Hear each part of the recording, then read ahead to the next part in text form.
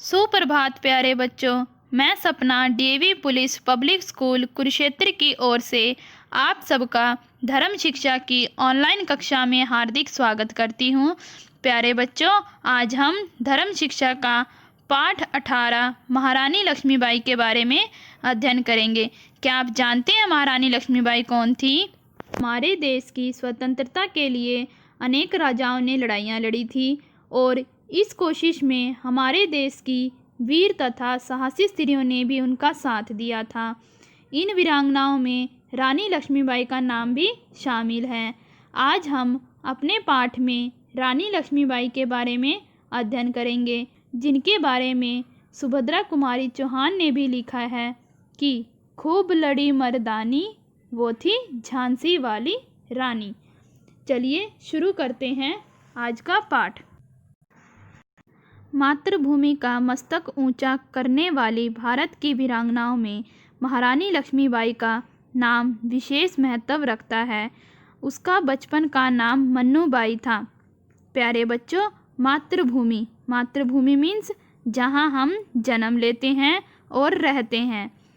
का मस्तक मीन्स सिर ऊंचा करने वाली भारत की वीरांगनाओं मीन्स वह स्त्री जो वीरतापूर्वक काम करती है, तो उनको क्या बोलते हैं? वीरांगना बोलते हैं। में महारानी लक्ष्मीबाई का विशेष महत्व रखता है। उसका बचपन का नाम मन्नूबाई था। वैसे तो महारानी लक्ष्मीबाई का असली नाम मणिकर्णिका था, लेकिन उन्हें प्यार से बचपन में मन्नूबाई कहते थे। मन्नू के पिता मोरोपंत और माता भागीरथी धार्मिक प्रवृत्ति वाले थे। धार्मिक प्रवृत्ति मीन्स जो धर्म को मानते हैं। चंचल और नटखट होने से मन्नू को छबीली कहा जाने लगा था। प्यारे बच्चों, मन्नूबाई बचपन से ही थोड़ी नटखट और शरारती थी। इसी वजह से उनका एक और नाम रखा गया था। क्या नाम रखा गया था? छबीली। उसका बचपन पेशवा बाजीराव के दंतक पुत्र नानाजी और राव साहब के साथ बीता। मन्नू उनके साथ घुड़सवारी करती, शिकार खेलने जाती और नकली युद्ध किया करती थी। प्यारे बच्चों, मन्नूबाई बचपन से ही लड़कों वाले खेल खेलना पसंद करती थी, इसलिए वह गुड़िया के साथ खेलने की जगह वह नानाजी और राव साहब के साथ घुड़सवारी और नकली युद्ध किया करती थी, क्योंकि वह बचपन से ही वीर योद्धा बनना चाहती थी। इस साहसी बाला का विवाह झांसी के महाराज गंगाधर राव के साथ हुआ। विवाह के बाद इसका नाम लक्ष्मीबाई रखा गया। प्यारे बच्चों, मन्नूबाई का विवाह महाराज गंगाधर राव के साथ हुआ, जो झांसी के राजा थे। प्यारे बच्चों, पहले के टाइम पर यह प्रथा थी कि विवाह के बाद स्त्री का नाम बदलकर रखा जाता था, इसलिए मन्नूबाई का नाम विवाह के बाद लक्ष्मीबाई रखा गया। कुछ वर्ष पश्चात लक्ष्मीबाई ने पुत्र को जन्म दिया, पर वह बालक 3 मास जीवित रहकर चल बसा। कुछ समय के बाद लक्ष्मीबाई ने एक पुत्र को जन्म दिया था, लेकिन वो केवल 3 महीने तक ही जीवित रहा था। गंगाधर राव पुत्र की मृत्यु से बहुत दुखी हुए और अंत में यही दुख उनकी मृत्यु का कारण बना। मरने से पहले उन्होंने दामोदर राव नामक बालक को गोद ले लिया था। प्यारे बच्चों, गंगाधर राव अपने पुत्र की मृत्यु का दुख सहन नहीं कर पाए थे, इसलिए उनके पुत्र की मृत्यु के कुछ समय बाद ही उनकी मृत्यु हो गई थी। लेकिन गंगाधर राव को पहले से ही पता था कि उनका अंतिम समय निकट है। तभी उन्होंने और रानी लक्ष्मीबाई ने मिलकर एक निर्णय लिया कि वह एक पुत्र को गोद लेंगे, जिसका नाम दामोदर रखा गया। इस समय भारत पर अंग्रेजों का राज्य था। महाराज गंगाधर राव की मृत्यु होते ही अंग्रेजों ने झांसी को अपने राज्य में मिला लिया और उसकी रक्षा के लिए सेना भी रख दी। प्यारे बच्चों, अंग्रेज बहुत बुरे थे। उनको जैसे ही पता चलता है कि महाराज गंगाधर नहीं रहे और उनका कोई उत्तराधिकारी नहीं है, तो उन्होंने झांसी पर कब्जा कर लिया और एक बड़ी सेना तैनात कर दी। महारानी लक्ष्मीबाई को 5,000 रुपये मासिक पेंशन की घोषणा दी। इस अन्याय के विरोध में महारानी ने बहुत अपीलें की, पर सुनवाई न हुई। प्यारे बच्चों, महारानी लक्ष्मीबाई ने दामोदर को राजगद्दी पर बिठाने के लिए बहुत अपील की थी। इसके लिए वो कोर्ट तक गई थी, लेकिन उनकी किसी ने नहीं सुनी थी। इन दिनों अंग्रेजों ने अपनी नीति से कई राज्य हड़प लिए। सतारा, नागपुर, मैसूर, कर्नाटक और महाराष्ट्र के राजाओं पर भी कई दोष मढ़कर उन्हें राजगद्दी से उतार दिया।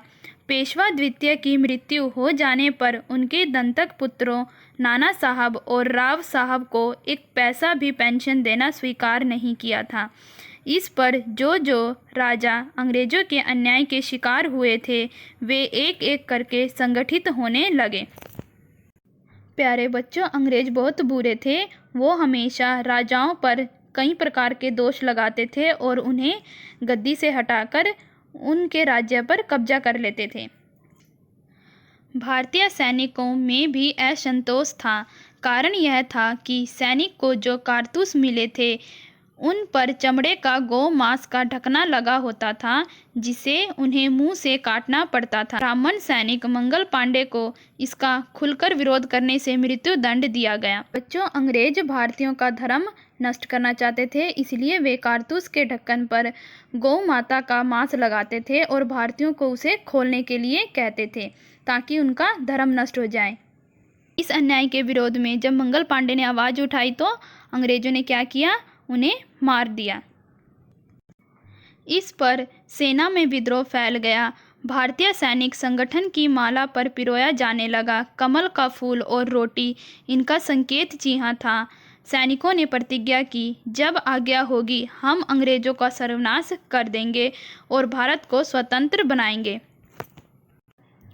सन 1857 के लगते ही भारत में स्थान स्थान पर अंग्रेजों के विरुद्ध विद्रोह छिड़ गया था। कब छिड़ा था? सन 1857 में। झांसी में भी महाविद्रोह हुआ और लक्ष्मीबाई ने महारानी के रूप में राज्य की बागडोर अपने हाथ में ले ली। इस पर जनरल सर हयूरोज की कमान में अंग्रेजों ने झांसी पर आक्रमण किया। कब किया था? 1857 में। तात्या टोपे ने रानी की सहायता की। तात्या टोपे कौन थे? महारानी लक्ष्मीबाई के गुरु थे। उन्होंने भी महारानी लक्ष्मीबाई की सहायता की थी युद्ध के लिए। यह युद्ध 11 दिन तक चला। जब महारानी को विजय की आशा न रही तो उसने अपने 8 वर्षीय दंतक पुत्र दामोदर राव को पीठ पर बांधा और 1000 सैनिक को साथ लेकर वह अंग्रेजों पर टूट पड़ी। कहते हैं महारानी ने गढ़ की दीवार के ऊपर से, जिसकी ऊंचाई 2 मंजिलों जितनी थी, घोड़े सहित छलांग लगाई थी। प्यारे बच्चों, देखिए महारानी लक्ष्मीबाई कितनी साहसी स्त्री थी ना। उन्होंने 2 मंजिल जितनी ऊंचाई से घोड़े के साथ छलांग लगाई थी। इससे ही उनकी वीरता का पता चलता है हमें। भयंकर युद्ध हुआ। महारानी ने अपनी वीरता और साहस से अंग्रेजों के छक्के छुड़ा दिए। वह अंग्रेजों की सेना को चीरती हुई बिना कुछ खाए पिए निरंतर चलती हुई कालपी पहुंची। कहाँ पहुंची? कालपी। कालपी झांसी से 102 मील की दूरी पर था। कितनी दूरी पर था? 102 मील की। अंग्रेज जनरल झांसी को जीतकर कालपी की ओर बढ़ा। मुट्ठी भर सैनिक के साथ महारानी ने उसका डटकर मुकाबला किया था पर सफल न हो सकी। अंग्रेज जनरल झांसी की रानी को ढूंढते हुए कालपी पहुंच गया था। रानी लक्ष्मीबाई ने उसका डटकर मुकाबला किया था। वहां से चलकर महारानी ने तात्या टोपे और राव साहब के साथ मिलकर ग्वालियर को जीत लिया। फिर पूरे बल के साथ अंग्रेजों पर धावा बोल दिया। किसको जीत लिया था? ग्वालियर शहर को जीत लिया था। भयंकर युद्ध हुआ। महारानी वीरता से लड़ी पर वह शत्रुओं के बीच में घिर गई। अंत में क्या हुआ था? महारानी लक्ष्मीबाई चारों तरफ से शत्रुओं के बीच में घिर चुकी थी और अपने अपूर्व साहस से वह अंग्रेजों के घेरे को तोड़कर निकल चली, पर एक अंग्रेज सैनिक ने पीछे से वार किया जिससे महारानी का आधा सिर कट गया। बच्चों, अंग्रेज कितने बुरे थे देखिए। उन्होंने महारानी लक्ष्मीबाई को पीछे से वार करके उनका आधा सिर काट दिया था। अब शत्रुओं ने रानी की छाती को छेद दिया। घोड़े से गिरते गिरते महारानी ने अपने सामने वाले सैनिक को मार गिराया। महारानी के मरकर गिरते ही उसके एक सैनिक ने शव को उठाया और पास ही महात्मा की कुटिया में ले गया उसकी पीठ पर बंधे उसके पुत्र को खोला गया और फिर उसी समय चिता बनाकर शव का दाह कर्म कर दिया गया, जिससे विदेशी सैनिक के हाथ उस पवित्र शरीर को न छू सकें।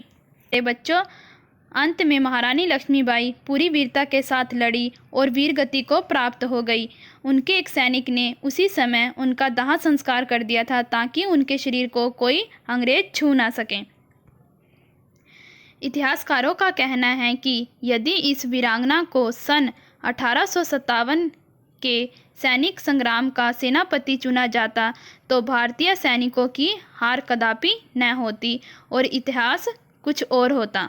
प्यारे बच्चों, ये था महारानी लक्ष्मीबाई का जीवन परिचय कि किस प्रकार देश को स्वतंत्र कराने के लिए उन्होंने अपनी जान तक न्यौछावर कर दी। तभी कहा गया है कि खूब लड़ी मर्दानी, वो थी झांसी वाली रानी। अरे बच्चों, इस पाठ से संबंधित आपको कोई समस्या हो तो आप मुझसे संपर्क कर सकते हैं। धन्यवाद।